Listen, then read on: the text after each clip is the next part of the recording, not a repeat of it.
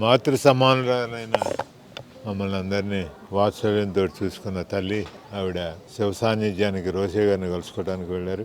నేను ఒక కుటుంబ సభ్యుడిగా శివసుబ్బారావు గారితో మూర్తితోటి పాటు ఆవిడ కూడా నన్ను చాలా ఆదరించి చూసేవాళ్ళు. రోసే గారు ఉన్నప్పుడు తర్వాత కూడా ఆవిడ చివరి రోజుల్లో కొంచెం తీవ్ర అస్వస్థతకు గురై కొన్ని శారీరక బాధలకి లోనవటం కుటుంబాన్ని అంతటినీ విచారంలో ఉంచారు. వారు ఆవిడ బాధల నుంచి, దైహిక బాధల నుంచి విముక్తురాలై పైలోకాలకు వెళ్ళిన ఆవిడ ఆత్మకి శాంతి కలగాలని ఖచ్చితంగా ఆవిడ అక్కడ రోషి గారితో ఇప్పటికి కలుసుకొని ఉంటారని దృఢంగా నమ్ముకుంటున్నాం.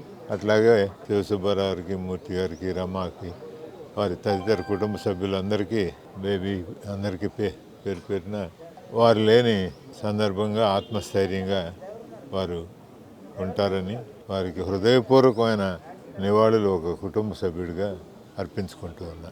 మాతృ సమానురాలైన మమ్మల్ని అందరినీ వాత్సల్యంతో చూసుకున్న తల్లి ఆవిడ శివ సాన్నిధ్యానికి రోసే గారిని కలుసుకోవడానికి వెళ్ళారు. నేను ఒక కుటుంబ సభ్యుడిగా శివసుబ్బారావు గారితో మూర్తితోటి పాటు ఆవిడ కూడా నన్ను చాలా ఆదరించి చూసేవాళ్ళు. రోసే గారు ఉన్నప్పుడు తర్వాత కూడా ఆవిడ చివరి రోజుల్లో కొంచెం తీవ్ర అస్వస్థతకు గురై కొన్ని శారీరక బాధలకి లోనవటం కుటుంబాన్ని అంతటినీ విచారంలో ఉంచారు. వారు ఆవిడ బాధల నుంచి, దైహిక బాధల నుంచి విముక్తురాలై పైలోకాలకు వెళ్ళిన ఆవిడ ఆత్మకి శాంతి కలగాలని ఖచ్చితంగా ఆవిడ అక్కడ రోషి గారితో ఇప్పటికి కలుసుకొని ఉంటారని దృఢంగా నమ్ముకుంటున్నాం.